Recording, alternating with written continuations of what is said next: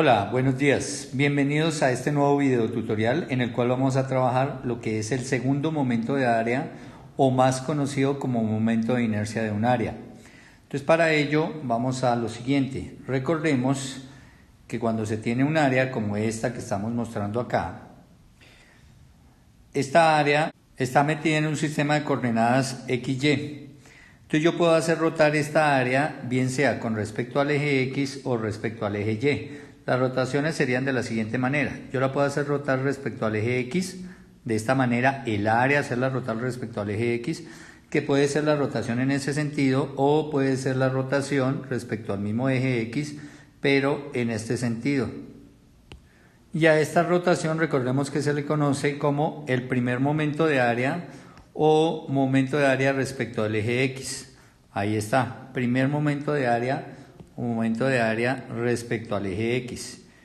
Y se calcula como la integral de Y por dA, porque como es respecto al eje X, entonces la distancia que vamos a tomar es un Y y lo que vamos a hacer es integrar todos los de A. Y ahí obtenemos el primer momento de área de un área respecto al eje X. O también podemos hacer la rotación acá, no respecto al eje X, sino respecto al eje Y, esa área hacerla rotar respecto al eje Y, que rotaría en esa manera, o también podría rotar en la siguiente manera, que sería en la otra dirección, pero alrededor del eje Y, esa área rotando respecto al eje Y. Esa rotación, entonces recordemos que se conoce, si es respecto a Y, se conoce como el primer momento de área respecto al eje Y. Y se calcula, como es respecto al eje Y, entonces la distancia que se toma es un X, aquí está, un X por el de A. Bueno, la integral de X por de A, que ya sabemos que la integral lo que hace es reunir todos los elementos de A para constituir todo el área, y el área por el X, entonces me da el momento de inercia o primer momento respecto al eje X.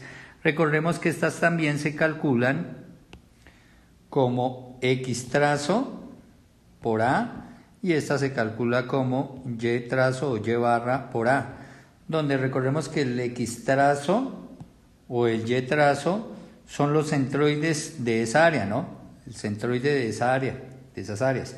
El centroide con respecto a X o el centroide con respecto al Y. Bueno, pero estas integrales se conocen como primer momento de área. Fíjese que la X está a la 1 y la Y está a la 1.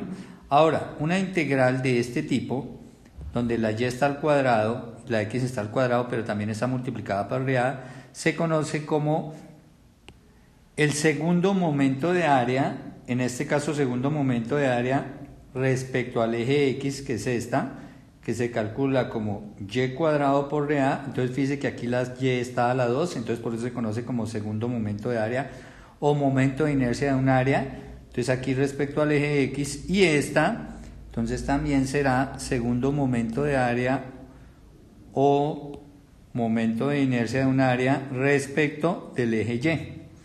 Bueno, y ahora lo que vamos a mirar es, así se definen, pero ¿de dónde viene esto? ¿De dónde sale esta integral? ¿De dónde aparece? ¿De dónde se deduce? Bueno, y esta integral en resistencia de materiales tiene dos aplicaciones directas que son, esta que es la primera aplicación, fijémonos lo que tenemos acá. Entonces tenemos una viga, en esta viga se están colocando 4 cargas, todas de 80. Si yo hago sumatoria de fuerzas en Y, obviamente tengo 160 bajando y tengo 160 subiendo. Entonces sumatoria de fuerza en Y igual a 0, me da 0 esa sumatoria. Quiere decir que esta viga está en equilibrio de traslación.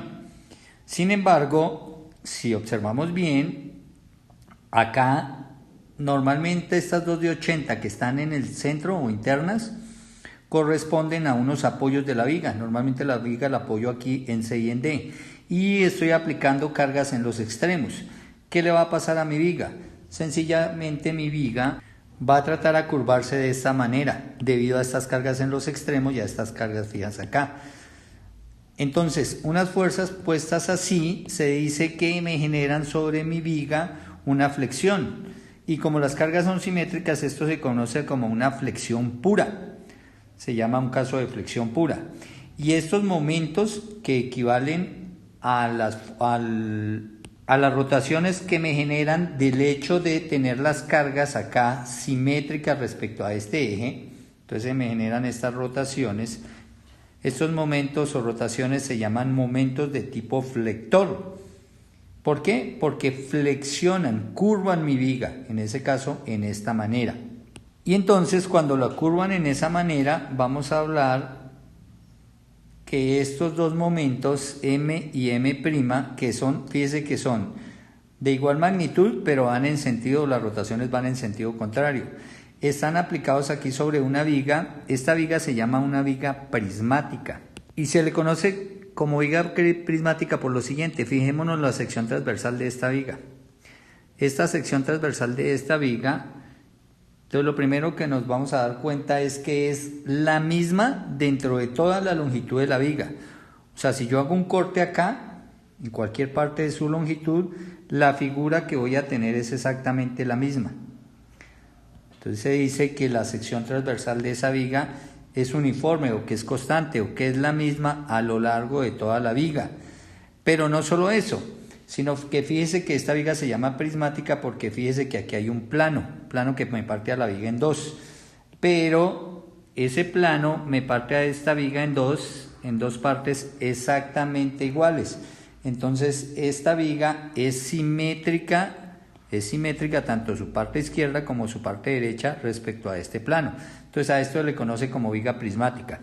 Ahora bien, cuando se tiene una viga prismática y se le aplican dos momentos de igual magnitud y sentido contrario, o sea, dos momentos flectores, entonces mi viga se me va a curvar. Aquí está la curvatura que va a tender a tomar mi viga. Y se me va a tender a curvar respecto a un centro, o esa curvatura tiene un centro, que se conoce como el centro de curvatura. Pero, bueno, en este caso se dice que esta viga es cóncava hacia arriba, ¿no? Porque hacia arriba está la concavidad. Pero aquí lo que hay que ver es que se me generan dentro de mi sección transversal, o sea, dentro de esta sección, dentro de cada puntico de esta sección transversal, se me generan esfuerzos. Estos esfuerzos los llamamos esfuerzos de tipo normal y los representamos con la letra sigma. Pero vemos acá que esos esfuerzos de tipo normal los hay de dos clases.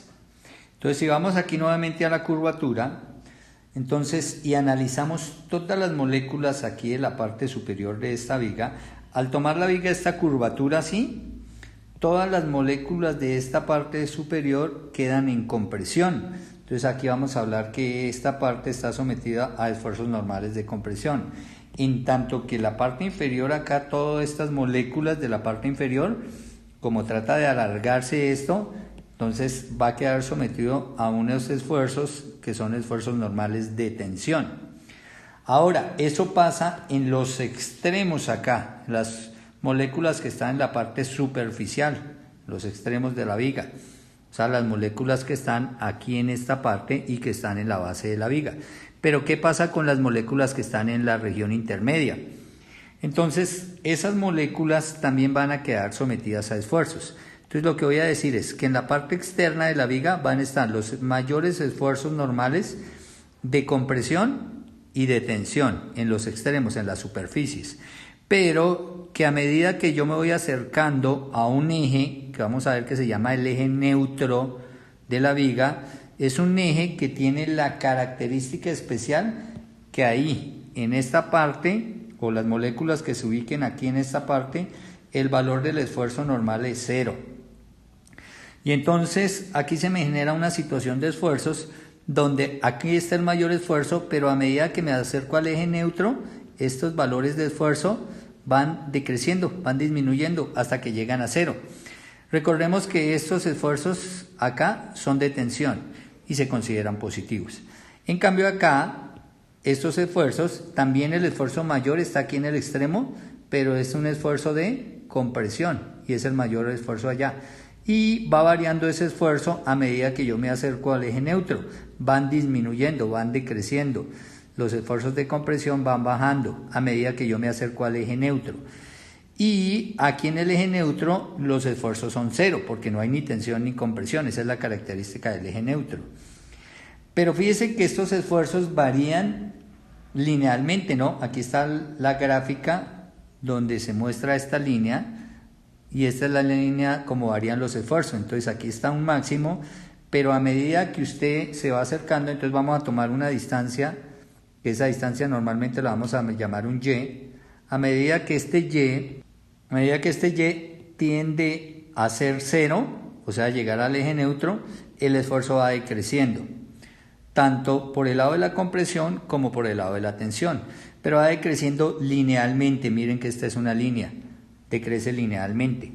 Ahora bien, como esos esfuerzos normales se calculan como la fuerza, en este caso la fuerza axial o la fuerza a lo largo de la viga, estas fuerzas, bueno, estos son esfuerzos, pero los esfuerzos vienen relacionados con una fuerza y con un área aplicada. Entonces miremoslos acá. Aquí están las fuerzas y están aplicadas sobre el área y me generan un esfuerzo, que son los esfuerzos que estábamos viendo allá. Ahora bien, como estos esfuerzos son proporcionales, ¿cierto? Varían proporcionalmente respecto al eje neutro, respecto a qué tanto me aleje el eje neutro o qué tanto me acerque al eje neutro, entonces la fuerza de igual manera. Esta fuerza también varía respecto a este eje, que en este caso el eje neutro lo llamamos el eje X. Fíjense que esta viga es simétrica, entonces mi eje neutro corresponde exactamente al centroide de la viga que está en la mitad de esta altura, ¿no? Para este caso. Entonces estas fuerzas son proporcionales a la distancia con respecto al eje neutro. Quiere decir que acá la fuerza, si nos ubicamos exactamente acá en este punto, acá el valor de fuerza es 0, porque estoy sobre el eje neutro, ahí el esfuerzo es 0, entonces la fuerza es 0. Pero a medida que me alejo de ese eje neutro, y unidades alejado, entonces esta fuerza va a crecer. ¿Y cuánto crece la fuerza? Entonces aquí tengo un diferencial de fuerza. Este diferencial de fuerza me dice que es una constante por el valor de este y por el valor de el delta A, un elemento diferencial de área, donde esta K se le llama la constante de proporcionalidad, y esa constante no es sino el valor de esta pendiente de esta recta. Esa K viene a ser esta pendiente de la recta. Obviamente yo puedo tener rectas más inclinadas, ¿cierto? Por ejemplo, rectas en esta forma. Quiere decir que aquí los esfuerzos, por ejemplo, llegarían hasta este valor. Entonces estos esfuerzos serían más grandes. O puedo tener rectas mucho más pequeñas como esta acá. Y entonces acá el valor de las fuerzas y de los esfuerzos pues sería mucho más pequeño. Entonces esa acá es la constante de proporcionalidad de la manera como varían los esfuerzos en mi viga. Luego entonces esta fuerza depende de esta constante de proporcionalidad. Esa fuerza pues depende de qué tan alejado estoy del eje neutro. Cuando estoy en el extremo del eje neutro, entonces si yo dibujara la fuerza aquí en el extremo, en la parte más alejada de la región superficial, al hacer el dibujo de esa fuerza, pues aquí tendría la máxima fuerza, la fuerza más grande, porque el esfuerzo más grande está en la superficie, entonces ahí estará la fuerza más grande. Para el Y más grande, ¿cierto? Para el Y más alejado, que sería el Y más alto. Y este delta de A, entonces, es la región de área sobre la cual está ubicada o está actuando la fuerza. Bueno, entonces, si hacemos la sumatoria de fuerzas, en este caso, sumatoria de fuerzas a lo largo del eje Z, ¿por qué a lo largo del eje Z? Entonces, fijémonos que este es el eje Y, ¿cierto? Que este es el eje X, o sea que la sección transversal está en el plano XY y las fuerzas están perpendiculares a la sección transversal y el eje perpendicular al eje XY es el eje Z. Entonces, si yo hago sumatoria de fuerzas en Z igual a 0, pues aquí me voy a encontrar que en efecto, al sacar la resultante de todas estas, ¿cómo sacamos la resultante? Bueno, la resultante llamémosla con R, ¿no? Y va a ser igual a la integral de K Y por dA.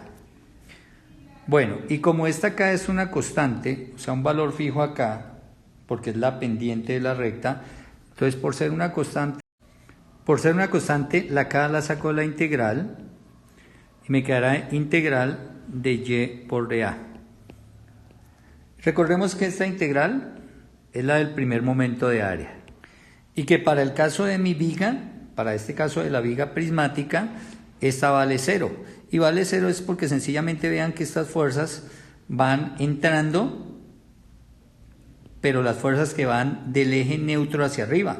Y las fuerzas que van del eje neutro hacia abajo, obviamente irán saliendo. Al sumar las fuerzas en Z, pues obviamente la suma me va a dar 0. Entonces esta resultante de fuerzas me va a dar 0. Sin embargo, esta resultante de fuerzas de esta manera como están aplicadas, pues recordemos que lo que hacen es generar una rotación aquí en la sección transversal. En este sentido será la rotación. Y esa rotación, recordemos que es el momento, ¿no? Un momento que habíamos dicho que era el momento flector y que en este caso, como este es el eje X, entonces vamos a decir que este es momento flector respecto al eje X y vamos a calcular ese momento flector respecto al eje X. Entonces esta sumatoria de fuerzas es 0 y vamos a ver que el diferencial de momento respecto al eje X lo vamos a calcular como la integral de... Bueno, todavía la integral no porque hasta ahora estamos con el delta. Entonces lo vamos a calcular como el Y por el delta de F. Y ahora sí, la magnitud de los momentos elementales se va a calcular como la integral de Y por dF. Pero ¿quién es ese dF? Entonces decimos que ese dF aquí arriba estaba y que va a ser K por Y por delta de A. Entonces K por Y, pero no por delta de A, sino aquí será por el de A, por el diferencial de área. Pero esta Y por esta Y, pues finalmente me dan un Y cuadrado. Y esa K por ser constante sale de la integral y me queda K integral de Y cuadrado por dA. Y aquí es donde nos aparece la integral Y cuadrado por dA llamada la integral del segundo momento de un área respecto a un eje, o también llamada la integral del segundo momento de inercia de un área. Ahí es donde aparece esta integral Y cuadrada por dA. Obviamente, algo que hay que caer en cuenta es que estamos haciendo la rotación respecto al eje X. O sea, el momento que lo estamos aplicando en este plano. El momento flector va en este plano. Si aplicara el momento flector, o si cambiara de plano en un plano perpendicular de la siguiente manera, si este fuera mi plano, entonces mi rotación tendría que ser en esta manera. Mi momento flector, o sea, quedaría la curva en ese plano. Entonces ahí hablaría de la otra integral, ¿no? La integral de X cuadrado por dA. Pero bueno, para este caso, entonces aplicado el momento así, es que hablamos o aparece la integral de Y cuadrado por dA. De ahí viene esa integral, pero también viene de otra aplicación, mirémosla. Entonces aquí está, lo constituye este problema de hidrostática, que se presenta comúnmente. Entonces aquí, ¿qué tenemos? Una compuerta, esta es una compuerta circular, sumergida, y es utilizada como elemento de drenaje acá de esta agua. Entonces, dentro de este escurridero, la compuerta está sumergida a cierta distancia Y. Si quisiéramos calcular la fuerza resultante del sistema, de todas las fuerzas que genera el agua acá sobre la compuerta, entonces ya sabemos que todas estas fuerzas son las fuerzas que ejerce el fluido aquí sobre la compuerta al tratar de salir. De todas estas fuerzas habrá una resultante. Entonces, si queremos calcular esa resultante, pero además, como hay una fuerza resultante, que vamos a suponerla que es esta, aquí está, esta es la resultante de todas estas fuerzas ejercidas por el fluido sobre la compuerta. Entonces, esta resultante está ubicada con respecto a la superficie a cierta altura. Luego, esta resultante genera alrededor de este eje de la superficie, en este caso el eje X, genera una rotación, un momento. Si yo pretendo calcular este momento alrededor de ese eje X, lo haré de la siguiente manera. Entonces, lo primero es un infinitesimal de fuerza aplicado en un infinitesimal de área, aquí está, es esta, lo calcularé como ρ. Entonces, borremos de acá esto, ρ, que recordemos que este ρ es el peso específico del fluido y que este ρ también se halla como la densidad por la gravedad, peso específico del fluido, que si estamos hablando del agua, pues será el peso específico del agua, ese ρ, por Y, donde el Y es la distancia que hay desde la fuerza hasta la superficie, y por el delta de A.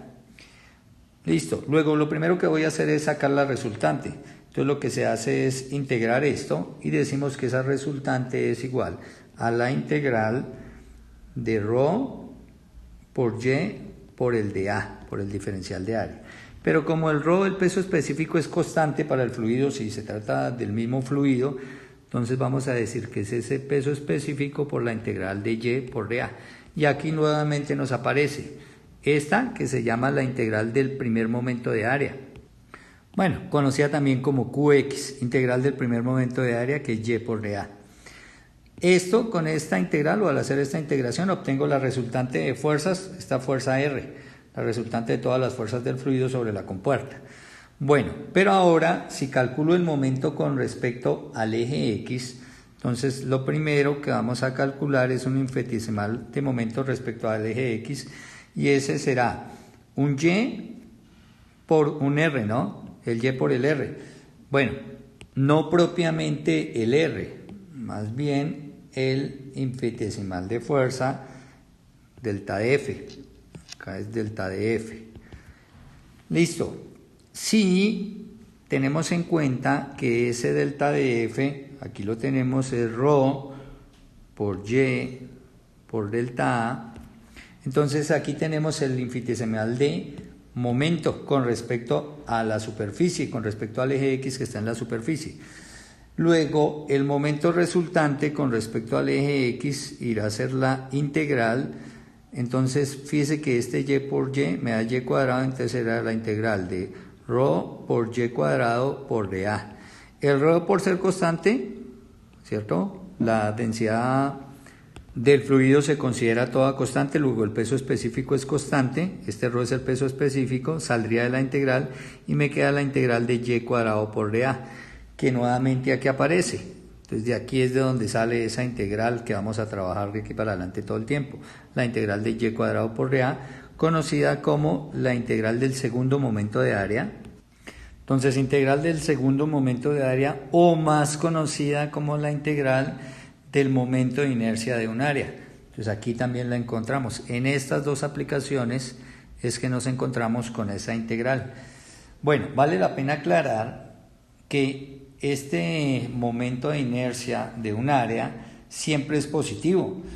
¿Por qué? Porque este y, al estar elevado al cuadrado, si fuera negativo, al cuadrado va positivo, y el área pues siempre va a ser positiva.